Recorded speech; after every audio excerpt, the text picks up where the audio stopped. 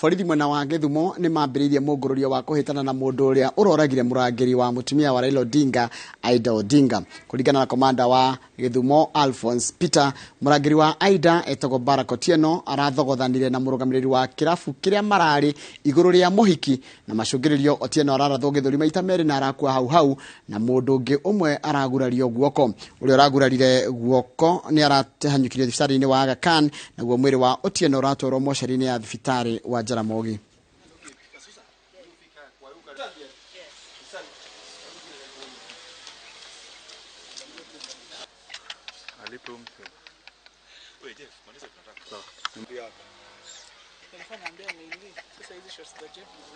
Kidogo lakini nimesikia kuna afisa wa polisi ameuawa.